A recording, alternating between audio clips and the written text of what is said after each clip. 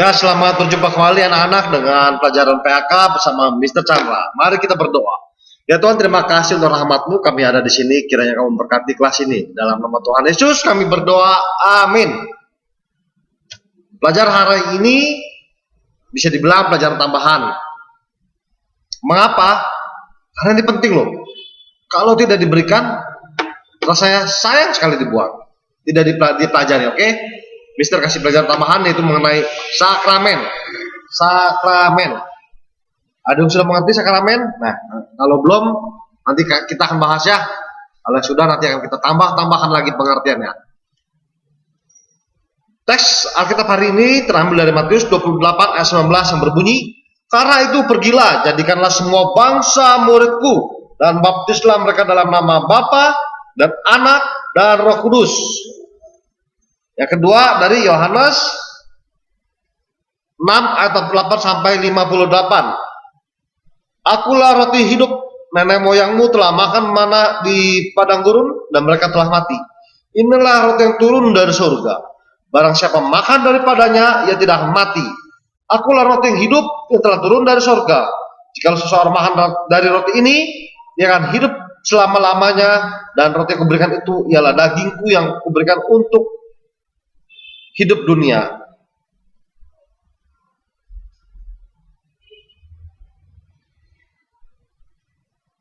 Orang-orang Yahudi bertengkar antara sesama mereka dan berkata, "Bagaimana ia dapat memberikan dagingnya kepada kita untuk dimakan?" Maka kata Yesus kepada mereka, "Aku berkata kepadamu, sesungguhnya jikalau kamu tidak makan daging anak manusia dan minum darahnya, kamu tidak mempunyai hidup di dalam dirimu.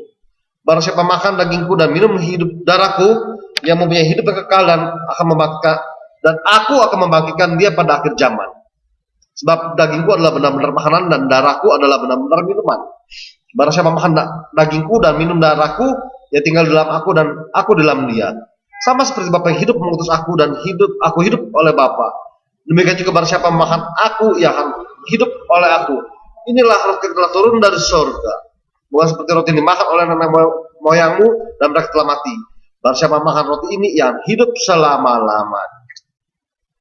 Wah, kita bahas ya nanti ya. Yuk. Sakramen. Sakramen berasal dari kata Latin, yaitu sacramentum. Artinya mempunyai dua, yaitu sumpah prajurit. Seseorang yang menjadi prajurit harus disumpah agar bisa menjadi prajurit yang sejati, mengabdi pada negara, membela negara, dan juga turut membantu ketenangan keamanan rakyat. Kedua, artinya adalah uang jaminan yang harus disetor dan diletakkan di kuil oleh dua orang yang sedang berperkara. Ini dari kisah di Yunani dulu ya, itu sakramentum.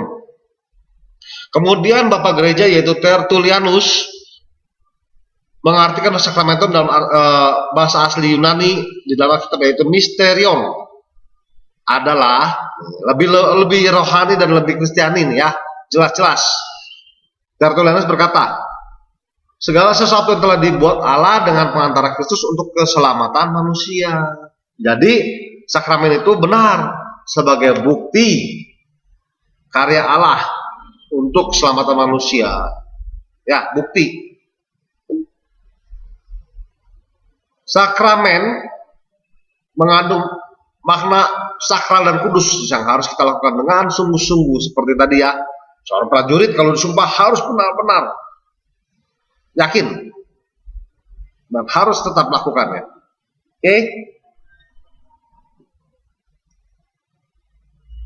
Pertanyaan ke satu. Apa nih pertanyaan satu?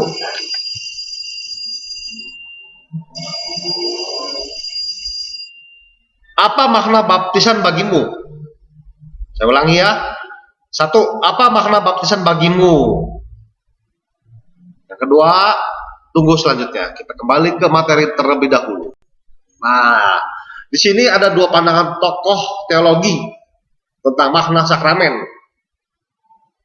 Agustinus melihat sakramen itu sebagai tanda kelihatan yang dari hal yang kudus. Artinya firman yang kelihatan. Agustinus melihat hal seperti itu. Kalau Calvin mengatakan bahwa sakramen itu diumpamakan sebagai materai.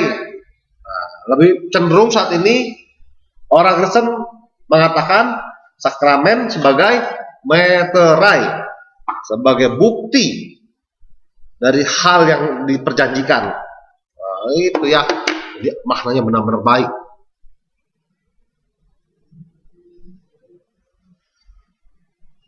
Yuk kita lanjut ya ke pertanyaan kedua.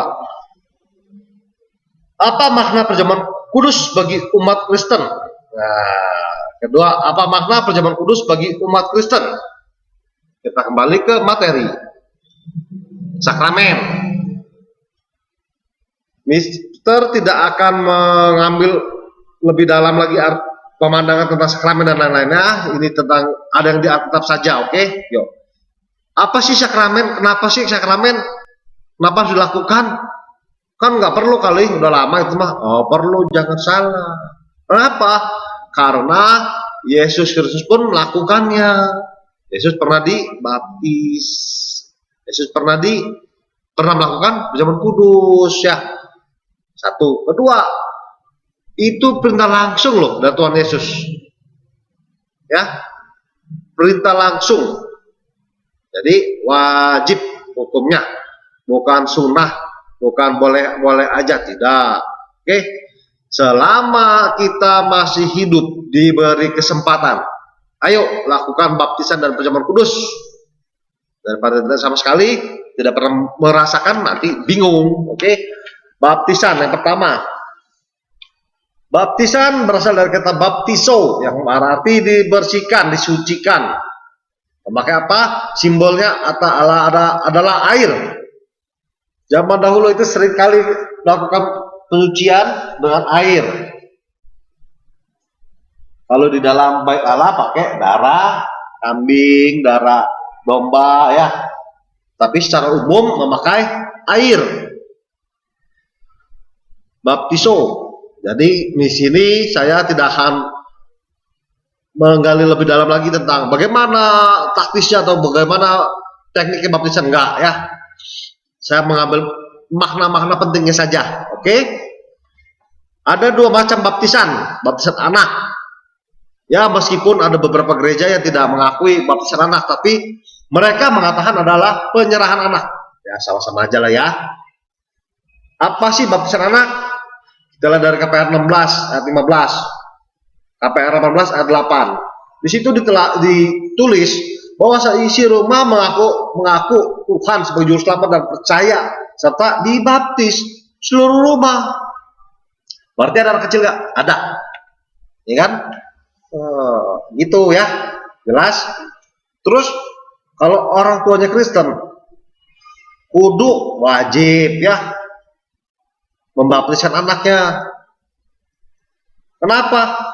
Ya siapa sih orang tua yang mau anaknya ke kanan padahal orang tuanya maunya lurus? Ya enggak. Orang tua pengennya lurus, anaknya mau ke kiri, ya kan belum bisa, masih bayi. Jadi kewajiban orang tua ya. Nah, setelah memberikan anaknya dibaptis, tugas orang tua yang adalah mendidik anak dalam iman dan pengajaran Tuhan. Bukan tugas gereja, bukan tugas sekolah, tapi tugas orang tua. Kenapa? Ya karena kan pertama-tama anak ada lahir di keluarga bersama orang tua, maka tugas orang tua yang utama ya. Terus baptisan dewasa adalah orang yang berpandang cukup umur.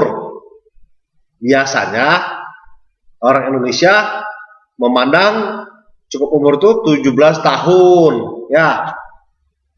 Dan pasti bisa bertanggung jawab, mengerti mau melakukan baptisan untuk apa, ya enggak? Nah itu, oke. Pertanyaan ketiga, apa makna media yang dipakai saat perjamuan kudus? Pertanyaan ketiga, apa makna media yang dipakai saat perjamuan kudus? Kita kembali ke materi. Perjamuan kudus itu diambil dari tradisi makan malam di Israel kuno di dalam perjanjian lama. Ada tuh. Tujuannya menghayati tindakan Allah melepaskan nenek moyang mereka dari perbudakan Mesir. Nah, itu kan kisahnya anak-anak tahu ya, bahwa setelah Yusuf meninggal, orang Israel yang tinggal di Mesir semakin hari makin bertambah banyak. Hal ini membuat orang-orang Mesir ketakutan. Padahal buat apa takuti ya? Kan namanya orang sudah berada di situ ya pasti jadi warga negara situ ya.